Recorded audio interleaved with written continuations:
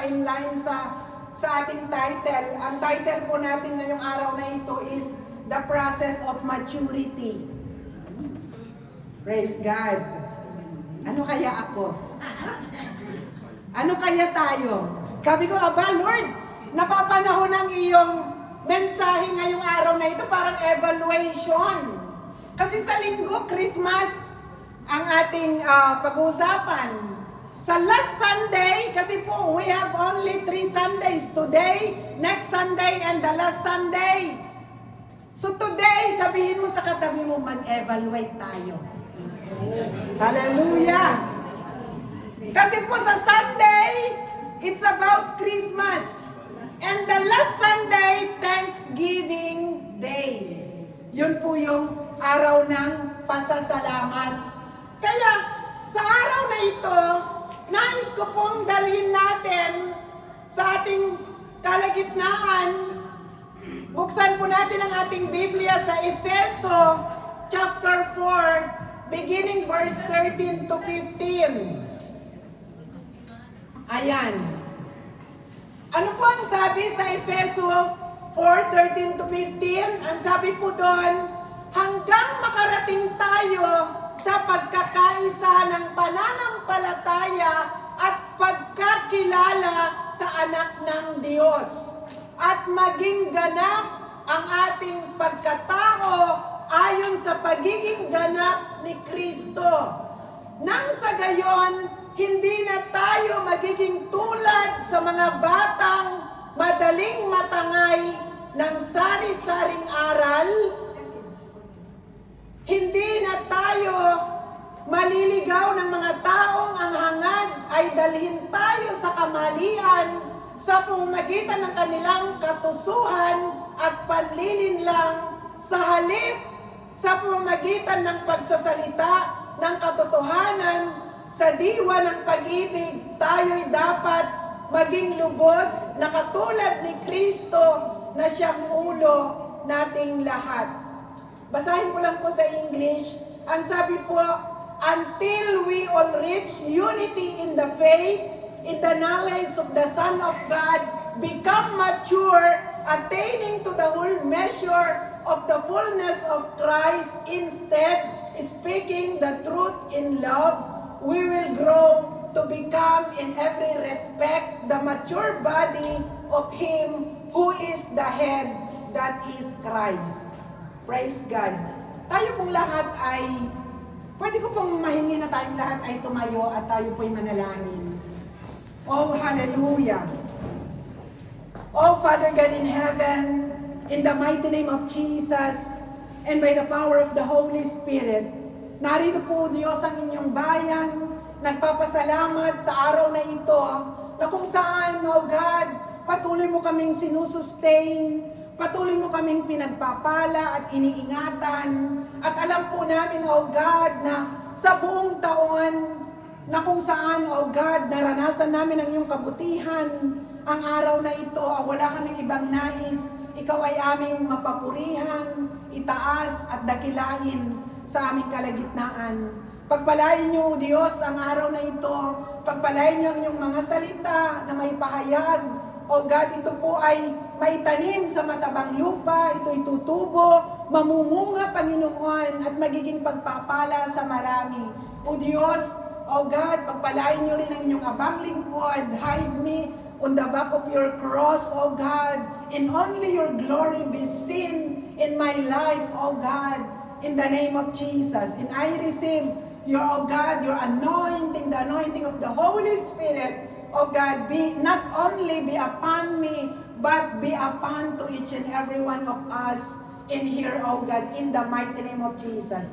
Salamat po, O God, at sa araw na ito, ganap po ng pinagpala, O God, ang iyong mensahe, at ang bawat isa kaming lahat, uuwi na napagpala, pinalakas, pinatatag, O God, ng inyong mga salita. Salamat po, purihin ka, sambahin ka, dakilain ka. Ito pong aming dalangin sa pangalan ni Jesus. Amen and amen. Praise God!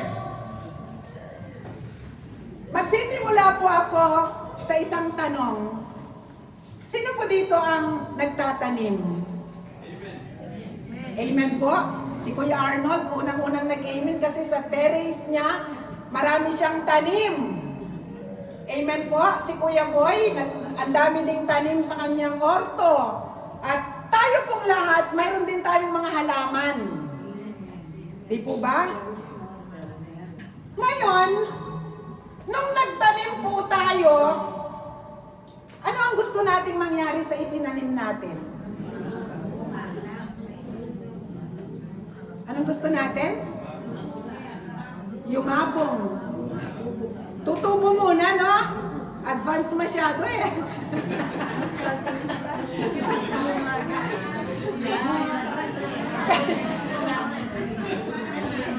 Ano ang gusto natin? Kasi yun ang tawag dito ay, yun ang pinaka-main na gusto nating marating. Di po ba? Yun yung gusto nating ma-reach out. Yumabong, magbunga. At hindi lang magbunga, di po ba Kuya Arnold, pag nagbunga, gusto mo pang ipatikim sa iba kasi abundant. That's why pagpunta namin sa bahay niyo, Pastor, halika sa terrace, mamitas ka ng kamatis, mamitas ka ng kung ano-ano kasi maraming bunga. Ibig sabihin, abundant. Kaya, tignan niyo po, ang tinanong ko po, ano ang gusto nating mangyari pag tayo nagtanim? Sabi natin, magbunga!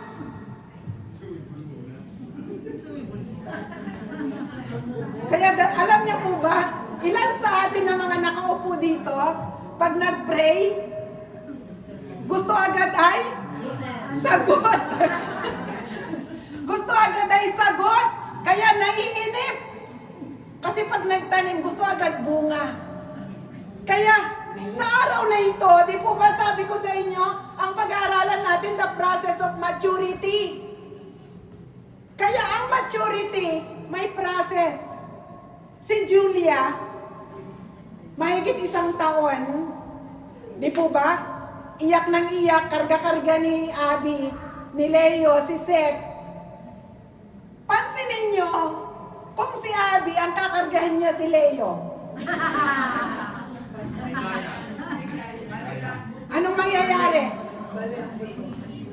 O kaya si Leo, kakargahin niya si Abby habang nakaupo dito. Di ba tatawa tayo? Pero tumatawa tayo, no? Kasi evaluation nga to eh. Ibig sabihin, ikaw at ako, hindi lang ikayo, ako rin, tayong lahat.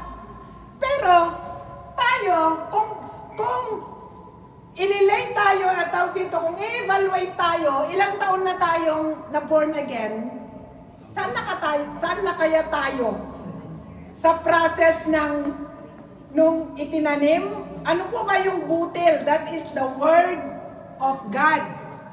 Amen po? That is the Word of God. Saan na kaya tayo? Nung naitanim ang Word of God, tumubo na ba to? Naitanim ba sa matabang lupa? Naitanim pa sa batuhan? Naitanim ba doon sa, di ba, sa batuhan? Tinukalan ng ibon. Na ang sabi doon, para ka lang nakarinig ng word, humarap ka sa salamin, ipoy, pag-alis mo sa salamin, nakita mo yung mukha mo, nakalimutan mo na agad. Kasi tinukalan ng ibon. At sabi naman, natanim sa dawagan, ano pong nangyari? Napakinggan mo, masayang-masaya ka, pag-uwi mo, nanakawin ng kaaway. Kasi po, may ma-encounter kang problems. Ang nangyari, nanaig yung mga damo sa paligid kaysa pagtubo ng buto. Pero ano po yung isa? Natanim sa matabang lupa. Ano po yung matabang lupa? Binungkal? Di po ba yung mga nagtatanim? Binungkal? Inalis yung mga hindi maganda sa lupa, nilinis? Nilagyan po ng matabang lupa at doon saka itinanim. Maingat na tinanggap ang Word of God. Itinanim, diniligan, tumubo, inalagaan. At nung tumubo, ang sabi po biblical, na pag tumubo ay mayroong tutubo ng mga damo sa paligid. Pero ang sabi po ng Biblia, pag tumubo ang buto na itinanim mo at may tumubo rin na mga grass, mga damo, hindi mo aalisin ang damo kasi po mauuga ang ugat ng naitanim. Hihintayin mong yumabong at saka mo aalisin ang damo. Ano po ang spiritual meaning po nun? Ang damo ay, sabi po tama, sabi ni Kuya Arnold, mga bisyo. Hindi po ay pag baby Christian, may word na natanim at hindi mo agad-agad sasabihin sa kanya na ipapahiya na ikaw, na-born again ka na, tapos ang ganyan-ganyan ka pa. Alisin mo yan, alisin mo yan, alisin mo yan. Di po ba? Anong mangyayari? Mapapahiya? Kasi walang sino man ang pwedeng magbago ng tao. Hintayin natin dahil ang mag-aalis ng buto ay tawag dito yung nag-aalaga. Sino yan? Si Lord.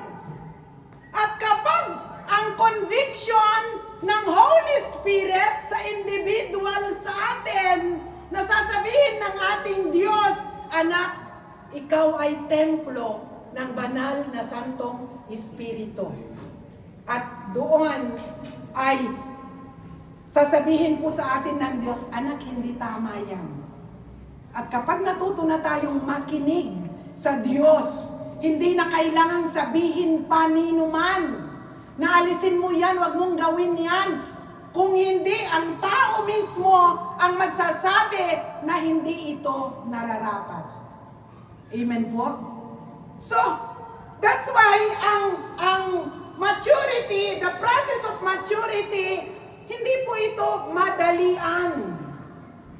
Na pagtanim mo, bukas, mamimitas ka na. Di po ba?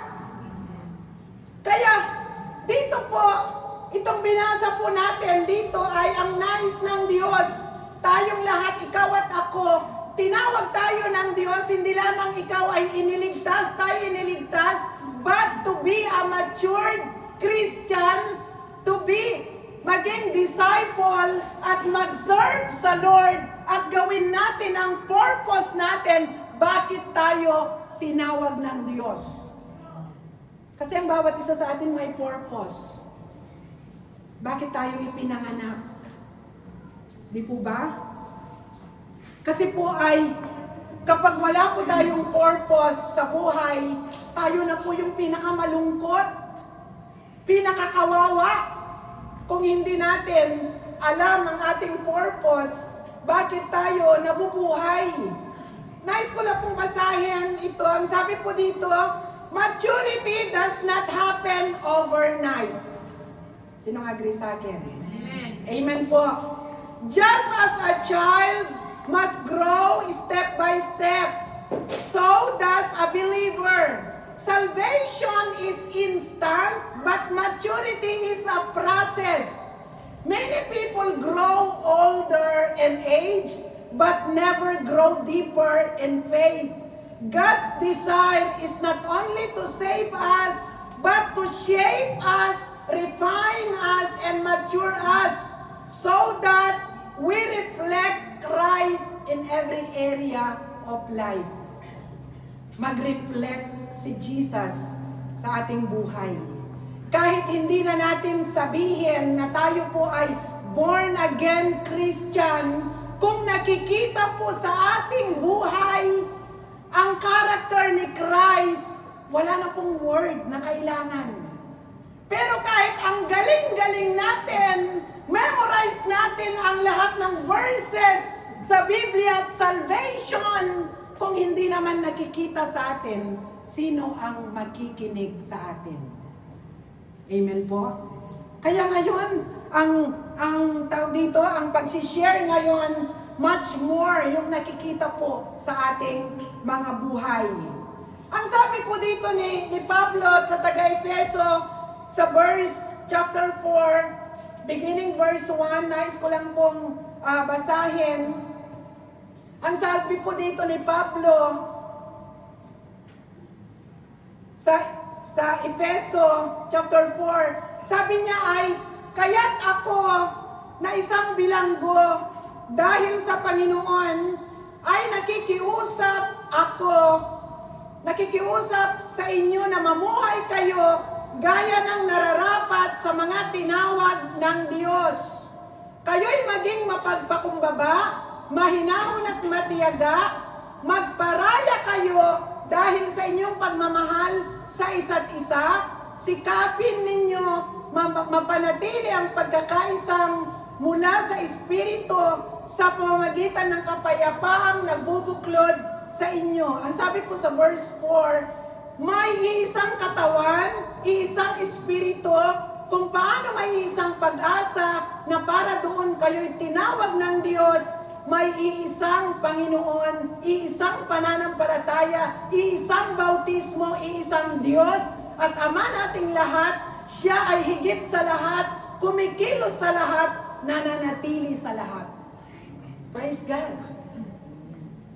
Ano pa ang ibig sabihin dito? Ikaw, ako, tayong lahat, iisang bautismo, iisang Diyos, isang banal na Santong Espiritu, tinanggap natin, sumasa atin, kumikilos sa ating lahat. Kaya po, ikaw at ako, kung iisang Espiritu ang kumikilos sa atin, wala tayong maidadahilan na ikaw at ako, pare-pareho tayong mag-mature. Sinong agree sa akin? Tumahimik ang lahat. Amen po? Kasi pare-pareho. Sumasa atin ang banal na Espiritu, kumikilos sa atin. Pero ano pong pagkakaiba? Anong pagkakaiba? Pananampalataya?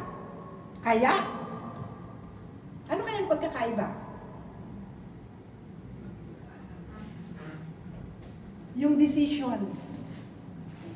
Ang pagkakaiba ay decision ng pagsuko ng buhay sa Diyos.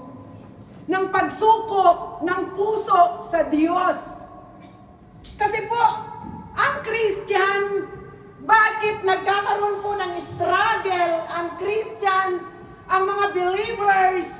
Kasi po nung tayo po ay na-born again, na tinanggap natin ang Panginoong Yesus, sumasa atin ang banal na Santong Espiritu, ang nagiging problema, bakit tayo may struggle?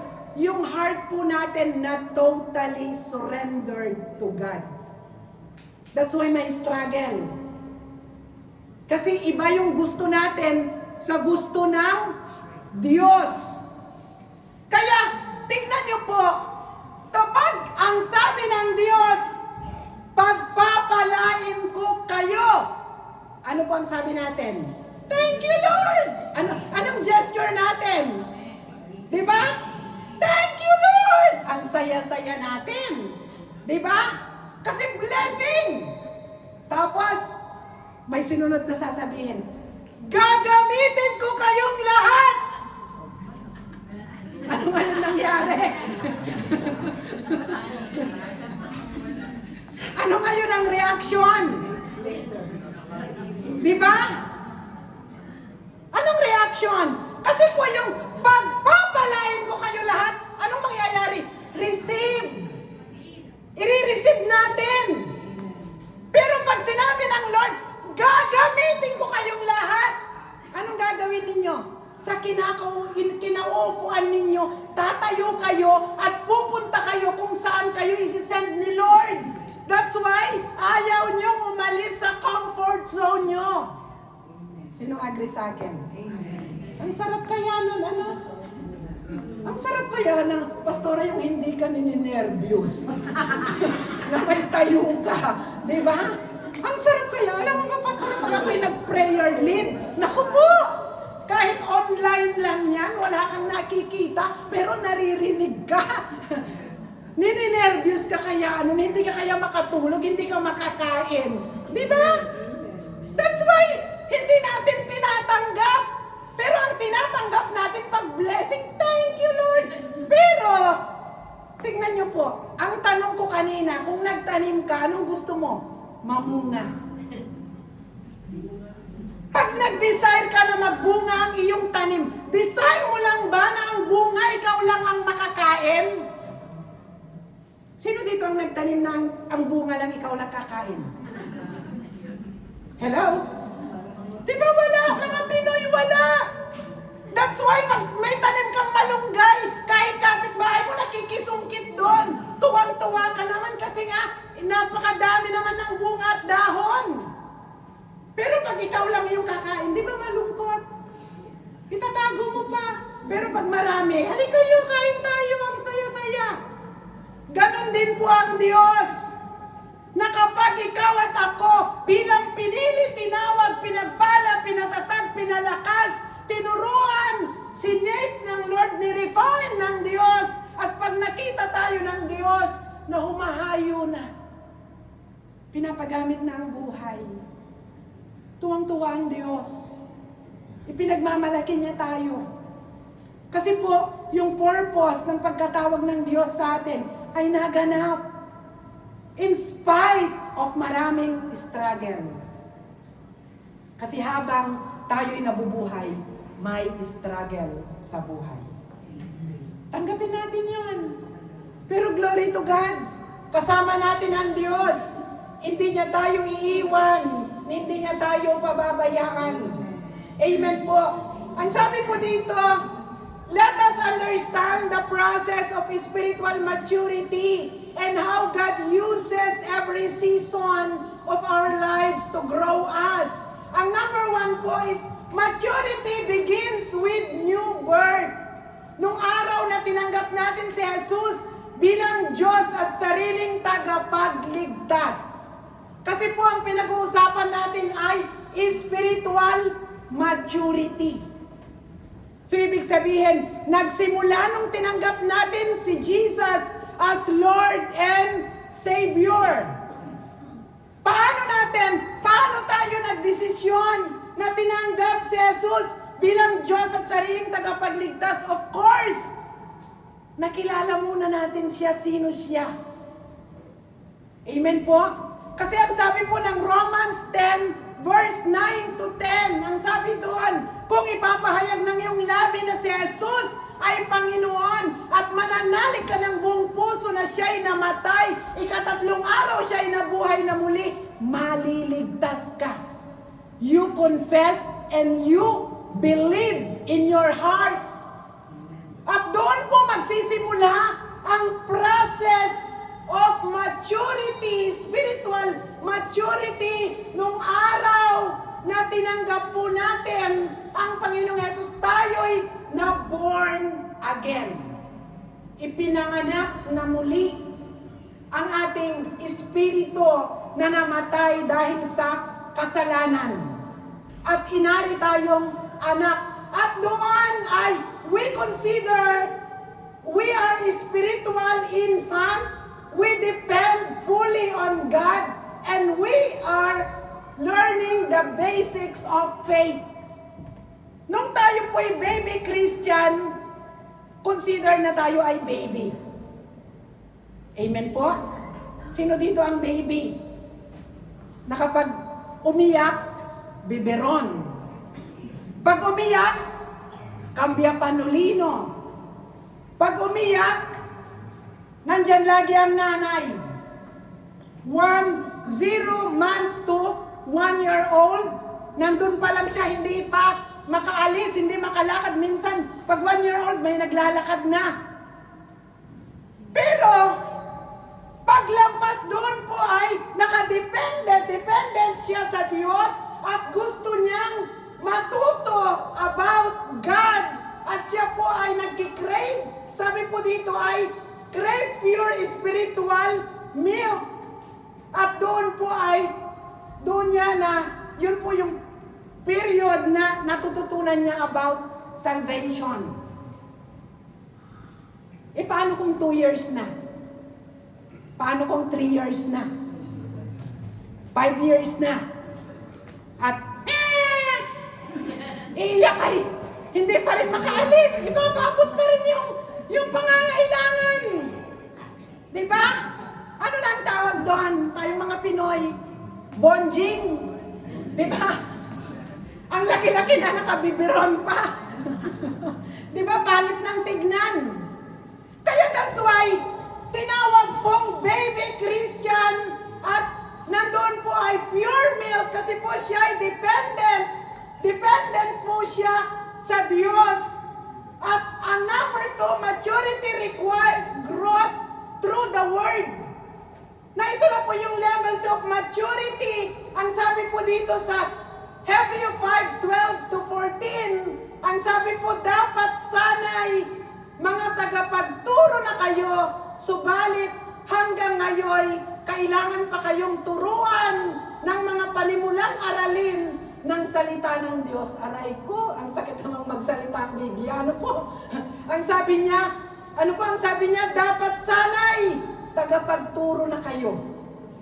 Subalit, hanggang ngayon, kailangan pa kayong turuan ng mga panimulang aralin ng salita ng Diyos. Dapat sana'y kumakain na kayo ng matigas na pagkain. Ngunit hanggang ngayon, gatas pa lamang ang inyong kaya. Ang sanggol ay nabubuhay sa gatas at wala pang karanasan tungkol sa mabuti at masama. Ang matigas na pagkain ay para sa mga may sapat na gulang at dahil sa pagsasanay ay marunong nang kumilala ng pagkakaiba ng mabuti at masama. So, ibig sabihin pag nag-grow, alam na kung ano ang mabuti at masama. Through God's Word. Nagbabasa na siya ng salita ng Diyos. So a mature believer knows the Word, lives the Word, applies the Word daily. So, ang baby Christian, ang sabi po ay pure milk. Hindi pa alam ano ang masama at mabuti. Kaya that's why inaabot lagi ang kailangan niya. Pero tingnan nyo, ang bata at the age of 4 and 5, pag binigyan mo ng ayaw, anong sasabihin niya? Non-polio. Non-polio, hindi yan masarap.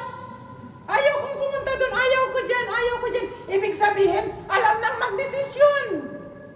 Kaya tayo po, nag-expect ang Lord through sa pagbabasa natin ng salita ng Diyos, hindi lamang tayo mananatiling alam, kung hindi, ina-apply natin, namumuhay tayo sa salita ng Diyos, ina-apply natin sa bawat araw.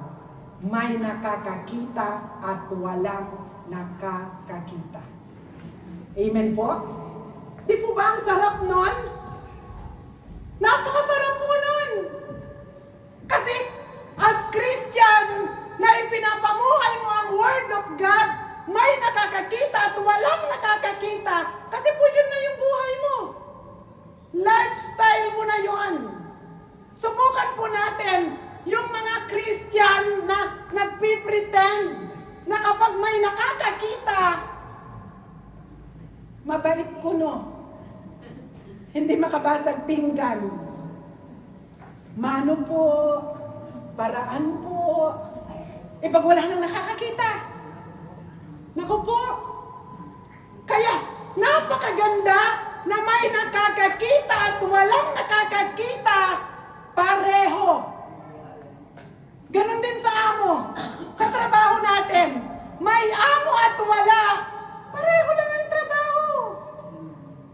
Hindi po yung, tawag dito ay kapag wala na yung amo ay papetiks-petiks ka na, yung pala bumalik. Di ba? Kasi akala mo wala. Pero as Christian, wala mang nakakakita, pero nakikita tayo ng ating Diyos. Palakpakan po natin ang Diyos. Nakikita po niya tayo. Kaya, hindi po tayo, ang sabi po dito ay imposible na mag-mature tayo as Christian kung hindi tayo nagbabasa ng Word of God. Kaya dapat everyday nagbabasa tayo ng Word of God, nagiging lakas natin, food ng our spirit and our soul, lakas natin sa bawat araw, ina-apply natin, ipinapamuhay natin, at doon tunay na magiging masaya ang buhay po ng isang Kristiyano. Amen po? Kaya sabihin mo sa iyong katabi, tama na ang gatas. Tama na. Di ba? Tama na. Alam na natin ang tama at mali.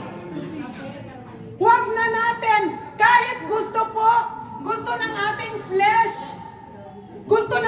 flesh, yung hindi nararapat, pero ang sabi ng Word of God na nabasa mo, anak, hindi yan dapat.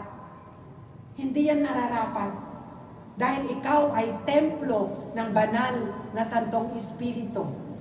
Doon, as matured Christian, because of God's Word, ay ang heart po natin, papakinggan natin ang udyok ng banal na Santong Espiritu, at ang flesh natin, kailangan matawag dito, masupera ng Word of God ang ating spiritual maturity, ang ating makalaman na gusto. Amen po? Kasi po ay, tignan niyo po, ang isang tao, pag gusto mong agad mabusog, at gusto mo yung easy to prepare, parehong mabubusog ang ating stomach. Di po ba? Junk foods and healthy foods. Pag kinain mo, ang stomach mo, ma-feel mo na full. Di po ba? But, the effect ng junk food to healthy foods, ang healthy foods, very long to prepare. You dedicate your time, you dedicate to choose the ingredients, how to cook, but the easy way, yung prepared na, dahil gusto mong mabusog, kakainin mo na kaagad. So anong mangyayari? Makikita natin ang outcome. Diba? Ang junk food, busog ka nga, but magkakasakit ang ating physical body. Ganon din po tayo. Ano po ang kahalintulad nun? Hindi lang tayo mabubuhay as Christians, ay bubuklatin mo lang, puro Christian coats lang, mga shorts lang, ay na-bless ka na doon. Ano ang may bibigay nun sa iyo? Sandali lang na lakas. But, if you dedicate your time, 1 hour to read the Bible, na yung deeper meaning ng bawat story ng Bible, magbibigay sa atin ng lakas. Ano po yun? Yung strength nun, magagamit mo pag may dumating na bagyo sa ating buhay, at masasabi mo, ito ay mali, ito ay tama, dito ako sa tama, kasi ito ang nabasa ko sa salita ng Diyos. Amen po! Palapakan natin ang Lord. Hallelujah! Kaya dapat hindi po tayo mananatili nasa gatas lang. At sabi po dito, number 3, process of maturity. Maturity is formed through trials. Ang sabi po sa James chapter 1, Santiago 1, verse 2 to 4, mga kapatid, magalak kayo kapag kayo'y dumaranas ng iba't ibang uri ng pagsubok. Dapat ninyong malaman na nagiging matatag ang inyong pananampalataya sa pamamagitan ng mga pagsubok. At dapat kayong magpakatatag hanggang wakas upang kayo'y maging ganap at walang pagkukulang. Hanggang kailan daw magpakatatag? Hanggang wakas. Amen po. So ibig sabihin, hanggang buhay, may pagsubok. At ang sabi po dito, sa ating pagiging mature, sa maturity, ito po ay inaalaw ng Diyos na dumanas po tayo ng iba't ibang klase ng mga pagsubok, sapagkat sa mga pagsubok, tayo'y pinapatatag ng Diyos. Mula January hanggang November. Una, tanungin mo ang katabi mo. Ilang pagsubok ang dumating.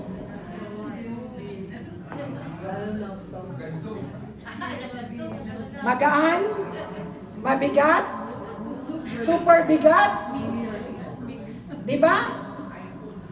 Typhoon, floods, tornado, lindol, beyond our capacity. Pero glory to God, nakangiti ka dyan, oh, nakaupo kang ganda ng bihis mo. Nakaupo natin sa Lord. Diba? At kahapon, birthday ni Sister Venus, ang gaganda ng suot natin.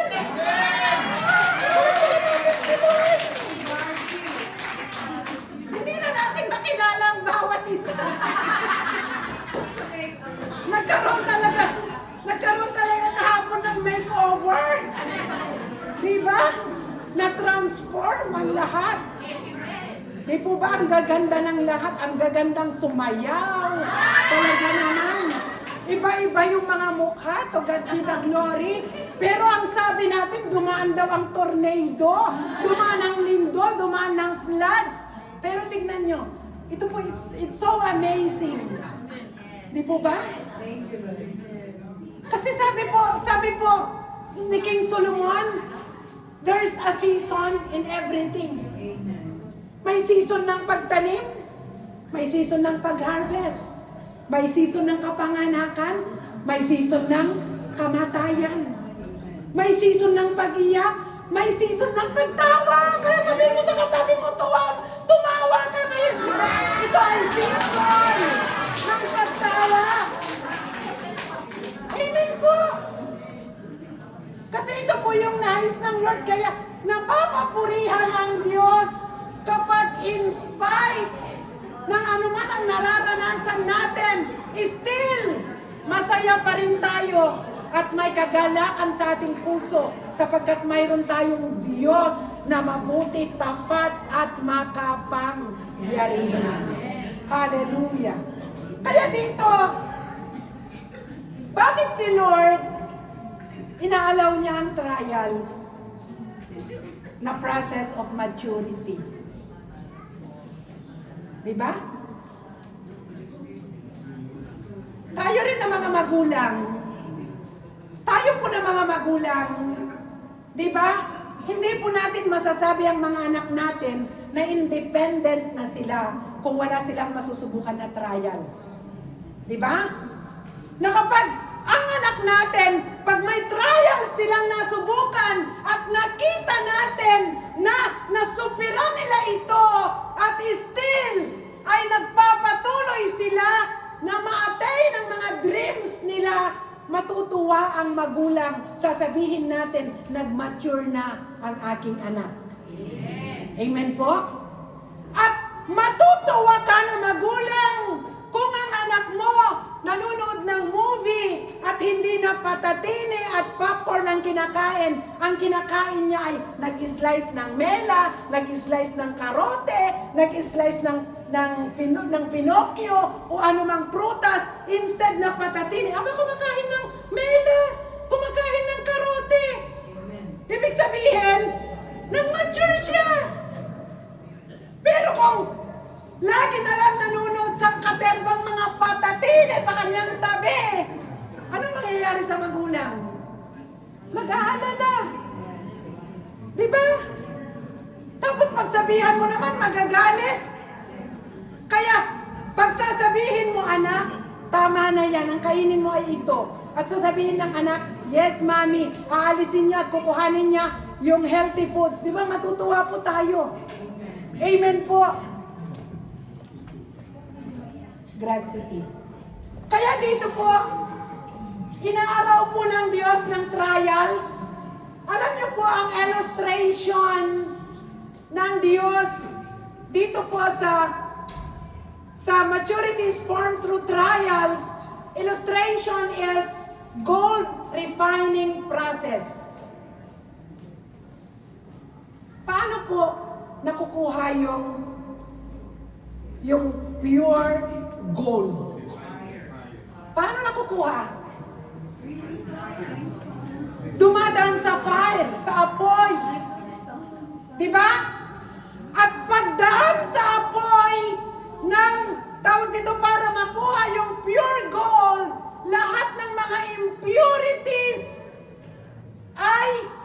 mahihiwalay, maaalis.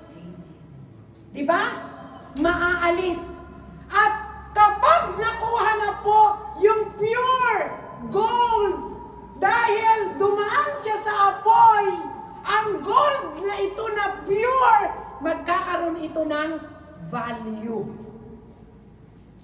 Sino agree sa akin?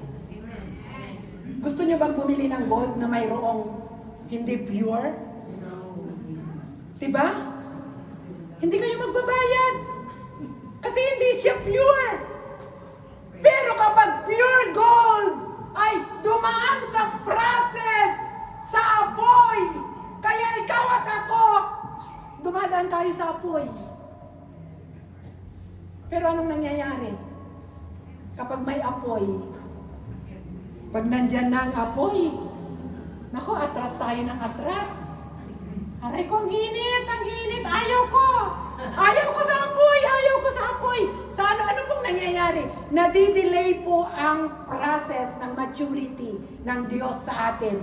Kasi hindi tayo dumadaan sa apoy na nais ng Diyos na pagdaanan natin. Kaya sabihin mo sa iyong katabi, kung ikaw ay atras ng atras, hindi matutuloy ang process ng Diyos sa iyong buhay. Palakpakan natin ang Diyos. Amen po. Atras ng atras. Mabanti lang. That's why si Sister Jo at saka si Brother Bert, favor naman eh. Imagine ang kanilang apelyido, Abante. Palakpakan natin ang Lord. Kaya dapat ang mag-asawang ito eh. Kaya dumadaan sila sa apoy, dapat abante lang sila ng abante. Di po ba? Kaya huwag tayong magtaka na kapag nakaranas tayo ng iba't ibang pagsubok, purify tayo ng Lord. Because God has a great plan in our lives, in our family, sapagkat magkakaroon po tayo ng value, hindi lamang sa Diyos, kung hindi sa harapan ng maraming tao, magiging testimony ang ating mga buhay, sapagkat dumaan ka man sa apoy. Alam niyo po yung dumaan sa apoy na pure gold, pagdaan mo doon, hindi ka nasunog. Kasi gold ka eh. Pure. Eh pero kung dumaan ka sa apoy, hindi ka lumabas sa apoy, nasunog. That's why ang pananampalataya inihalin tulad sa ginto, na kung saan ang ginto dumadaan sa apoy. That's why ang pananampalataya natin na idinadaan ng Diyos sa apoy ng problema, pag nalampasan natin ang ating pananampalataya, nagiging matibay. Ano man ang dumating sa ating buhay, tayo'y matagumpay sapagkat napagdaanan na natin ang maraming pagsubok at hindi tayo iniwan kailanman ng ating Diyos na buhay. Pagkakaroon natin ang Diyos! Kaya that's why, pag dumadaan ka sa apoy, sabihin mo, Lord, samahan mo ako.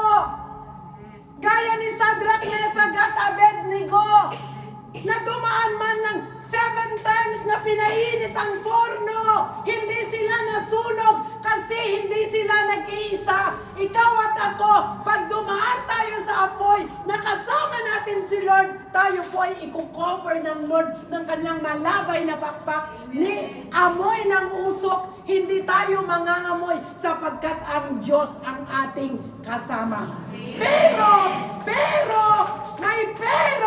kailangan ikaw ay willing na dumaan sa apoy. Pero, pag ayaw mo, yung process of maturity, hanggang doon ka lang sa harapan ng apoy. Kaya doon sasabihin mo, Lord, bakit naman hindi na ako nagmamature? Sabi ng Lord, anak, ayan o apoy. Daan.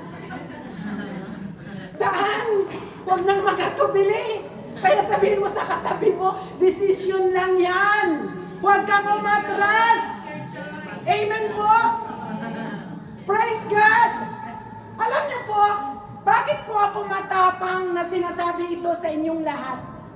Kasi ilang apoy na po ang aming dinaanan. Pero, ang pangako ng Diyos ay tapat. Hindi niya tayo hahayaang mag-isa. Sasamahan po niya tayo. Sasamahan po tayo ng ating Diyos na buhay. Kaya po, in number 4, sa maturity, sa process of maturity, maturity is sin and character, not just knowledge. Aba, si Lord talagang tinatarget tayo ngayong araw na ito bago magpasko. Amen po? Ang sabi ay, maturity is sin and character, not just knowledge. Ang sabi po ng Galatians 5:20-23, the fruit of the Spirit is love, joy, peace, patience, kindness, goodness, faithfulness, gentleness, and self-control.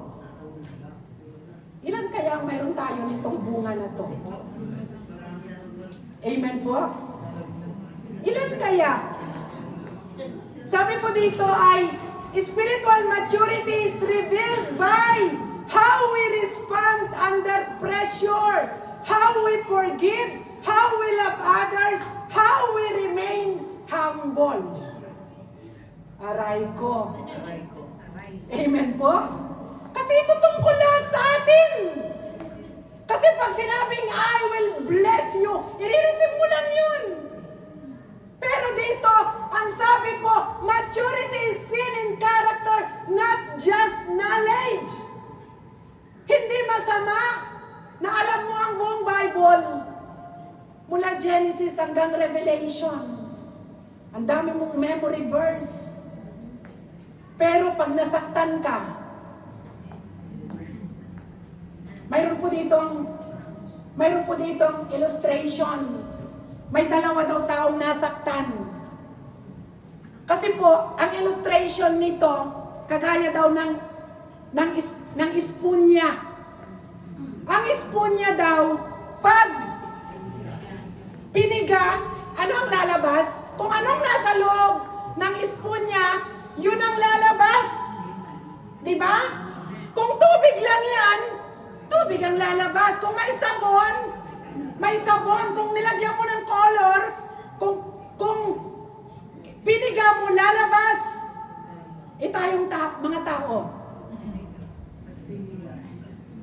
Pag sinaling ang weakness natin, ano kayang mabibigas sa atin?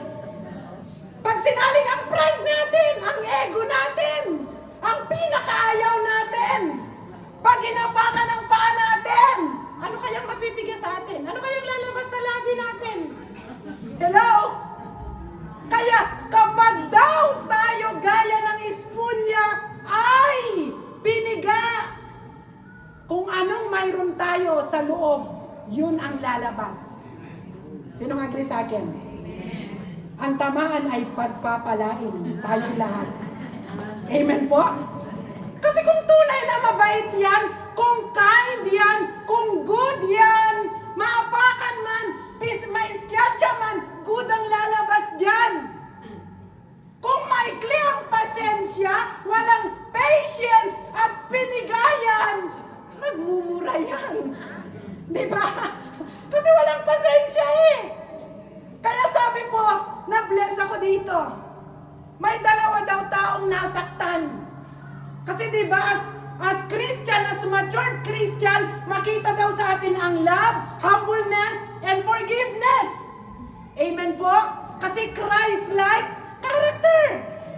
At yung dalawang tao daw na nasaktan, may dalawa daw na makikita. Anong makikita?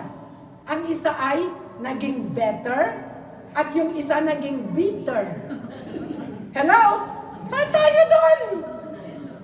Yung naging mapait, o naging maigi. Kaya, doon po yung lalabas, aray ko, ang pait. Kaya that's why, kapag yung bitter ang lumabas sa atin, anong nangyayari? Yung mga taong nakapaligid sa atin, lumalayo. Kasi mapait. Pero tayo mga Pilipino, paborito natin ang palaya kahit mapait. Pero kapag ang tao ang mapait, di ba? Kapag ang tao ay sobrang pait, dahil bitter, maraming bitterness sa kanyang puso. Pero sa mga pagsubok at naging better ang ating mga buhay, anumang pagsubok ang naranasan natin dahil ikaw at ako ay nag-mature sa process ng Lord. Ano pong mangyayari? Parang magnet. Kahit hindi mo sabihin sa tao na lumapit sa'yo, lumalapit ang tao sa'yo. Kinakausap ka. Nagpapa-advise ang tao, nakikipag-usap ang tao sa'yo. Pero kung punong-puno ng ampalaya ang buhay natin, di ba? Walang lalapit. Mapait na nga ako. Lalapit pa ako sa'yo. Pareho na tayong mapait. Di ba? Pareho na tayong bigo. Kaya, napakabuti po ng Diyos sapagkat ikaw at ako, ang nais po ng Diyos, ang buhay natin ay pabuti ng pabuti. Magiging better ang buhay natin dahil ang Diyos, ang gusto niya, ikaw at ako ay mag-mature sa ating buhay pananampalataya sapagkat hindi ka pinili, tinawag ng Diyos upang maging baby Christian. Bagkus, ikaw ay darating sa punto na ikaw ay magiging pagpapala sa maraming tao. Amen po. In last process, ang sabi po dito, maturity leads to purpose and service. Purpose and service. Ang sabi po sa Colossians 1 verse 28, ang sabi po, we proclaim Christ so that we may present everyone fully mature in Christ. Sa Tagalog, iyan ang dahilan kung bakit ipinapangaral namin si Kristo. Ang lahat ay aming binabalaan at tinuturuan ng may buong kalaman upang maiharap namin sa Diyos ang bawat isa ng ganap, walang kapintasan sa kanilang pakikipag-isa kay Kristo. Ito po yung nais ng Diyos sa atin na dahil sa pakikipag-isa natin sa Diyos, sa Panginoong Hesus, tayo po ihaharap sa ating Amang nasa langit ng walang kapintasan through God's grace sa bawat araw ng ating mga buhay. Mayroon po dito ang illustration bilang isang Kristiyano. Tayo po ay inahalin tulad sa Sea of Galilee and Dead Sea. Ang Sea of Galilee, ito ay open and flowing. Ang Dead Sea, ito ay kyuso, stagnant. Kaya, ang Sea of Galilee, ito po ay, tayo po ay inihalin tulad. Ang difference po, ang isa ay nagbibigay, ang isa ay nag-iipon lang. Saan tayo sa dalawa? Sea of Galilee or the Dead Sea? Ang sabi po ay, ang isa ay nagbibigay kasi flowing. Ang isa ay nag-iipon lang. Kasi po, pag puro receive ka lang, blessing, teachings, prayer, ang nangyayari po, tayo ay spiritually stagnant. Nagpipray ka sa Lord. Lord, pagpalain mo ako, palakasin mo ako, turuan mo ako, anoint me Lord, empower me. Nagpipray ka ang dami. Ang tanong, para saan? Para kanino? Alam niyo po ba na ikaw at ako, we are the body of Christ. Ikaw at ako ay represents the different parts of the body. But our calling, our gift, ay ang mag-benefits is the whole body. Kaya ang gift mo, ang regalo ng Diyos sa'yo, it's not intended only for you. Kailangan ito'y lumabas. Mapagpala ang mga taong nakapaligid sa'yo. Kaya kailangan tayo po ay hindi kagaya ng Dead Sea na receive ng receive at nasa iyo lahat. Kailangan kagaya natin ang Sea of Galilee na mag-pray ka sa Lord, i-bless ka ng Lord, pinalakas ka, pinatatag ka, purify ka, naging strong ka, blessed ka, anointed ka, and empowered ka because God has a purpose in your life. Sabihin mo sa iyong katabi, may purpose ang Lord sa buhay mo. Kailangan mag-flow. Kailangan flowing. Hindi po stagnant. Kailangan ito'y lumabas.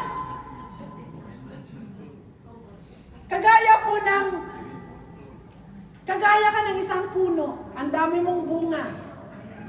Binakuran mo naman hanggang doon. Nilagyan mo ng net. Doon. Ni walang makasungkit ni sungkit, hindi makadaan. Napapanood, nakikita ka. Pinagpala ka, pero kahit isa, walang makakuha sa'yo. Diba? Sa'yo lang lahat. Kaya ano po ang gusto ng Lord ng taong ito, 2024? Sabihin mo sa katabi mo, maging matured Christian tayong lahat.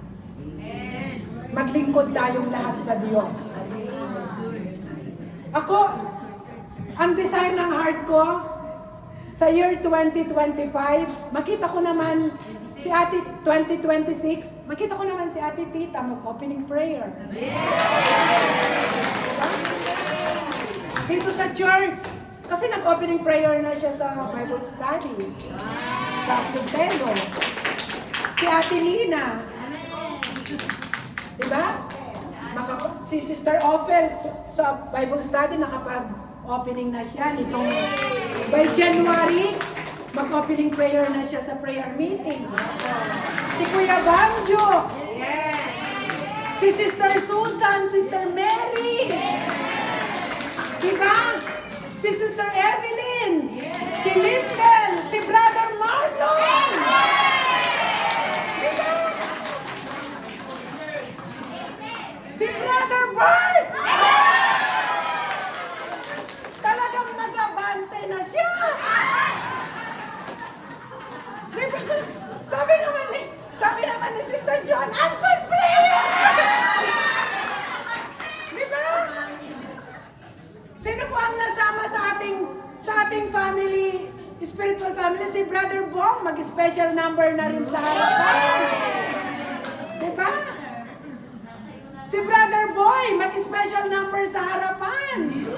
Mag-glorify ang Lord sa mga talento na ibinigay ng Diyos. Tapos si JM, by January, mag-worship lead sa prayer meeting. Tapos si Patrick na pianista, mag-worship leader. Si Tiffany, mag-worship leader. Si Sister Ami, mag-opening prayer na. Si Sister Mel. Tapos yung na-delay na pag-exhort ni Sister Lorna. Di po ba? Hindi na madidelay si Sister Arlette. Tuloy-tuloy na sa paglilingkod. Di po ba? Ito po yung mensahe ng Lord. Ang gusto ng Lord sa ating lahat. Hindi mananatili na knowledge ang Word of God na sarili lang. We will apply. Ipamuhay natin. May nakakakita at walang nakakakita. Gaya ng sponge, kahit tayo ay tawag dito pinisil na pigain. Lalabas pa rin ang kabutihan. The fruit of the Holy Spirit.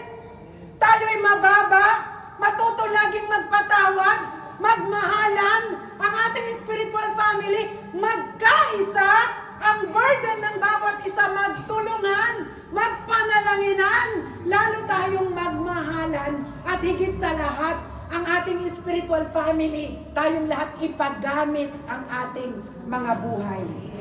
Amen po. Ang hindi ko nabanggit, Sister Luz, Sister Josie, mag-opening prayer na rin sa Sunday service. Amen po. Kaya po, ito yung nais ng Diyos. Kasi po ay before sa ating conclusion, kasi daw po ang isang church, late reaction, abanti talaga. Praise God. Kasi po ito, mayroon po akong isang kwento. Kasi daw po ang isang church, kaya daw po hindi lumalago. Kasi gustong mapadami, mga believers lang. Kasi pag sinabing believers lang, yung matututo ka lang about God. Yung knowledge lang about God. Wala pang service. Amen po, lagi ka lang parang Dead Sea. Tanggap ng tanggap. Hindi yung flowing. Kasi po ay, may isang nag-testify po sa akin na may isang church na hindi tinuruan ng members.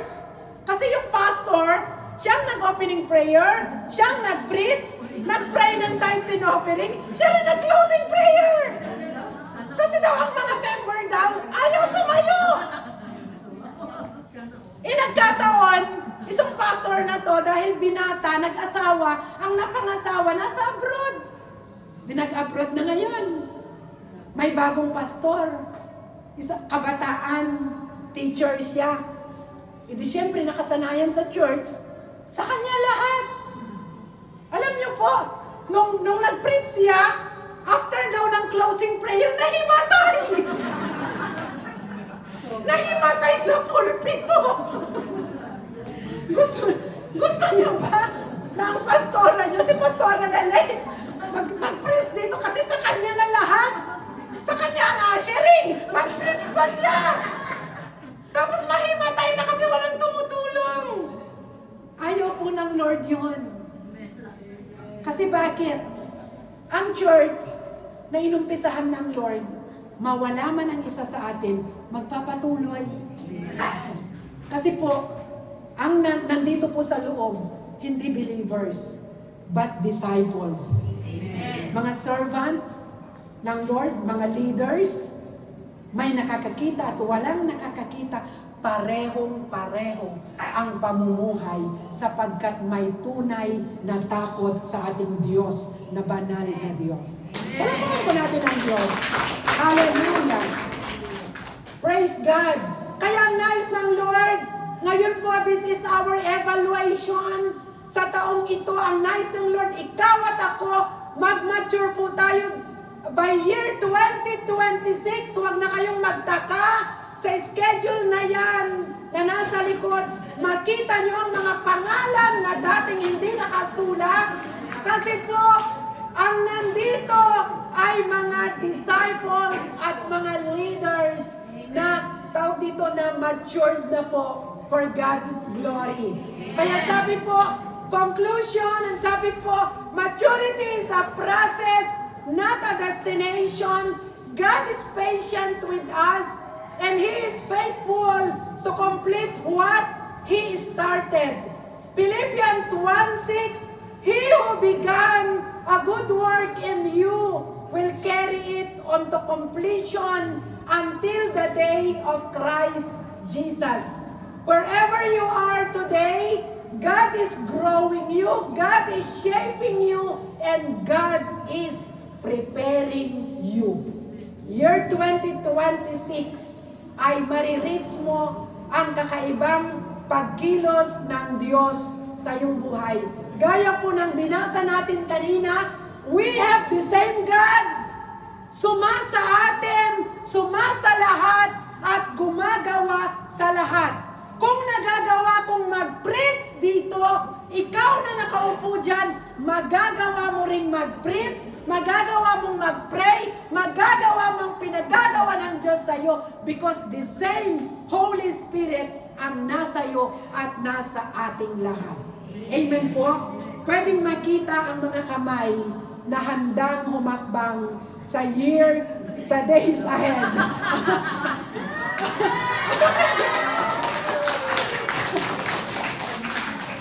Sabi ko kanina, pwedeng makita ang mga kamay. Nakataas ang kamay, no? Nang sabi ko, a days ahead na gustong ipagamit ang buhay. Away, yung kamay.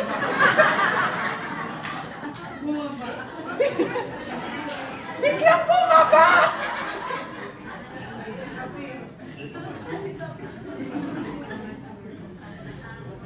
Alam niyo po, ito po yung challenge sa ating lahat. Itaas po natin ang ating kamay. Because sa ating lahat may purpose ang Lord. Seryoso po tayo ngayon. Ako naiyak po ako.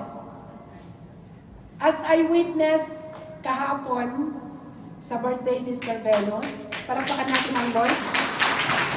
Tapos itaas natin ang ating kamay. Nakita natin sacrifices ng bawat isa. Kahit may sakit, gutom, pagod, may appointment, ba't naglaan tayo ng oras? Because we love Sister Venus, Brother Marlon, Patrick, and JM. But mostly we love God. Siya ang nagbigay ng ating buhay. Hindi niya tayo iniwan. Hindi niya tayo pinabayaan. Tinawag niya tayo, pinili niya tayo. Alam niya magbibigo natin siya.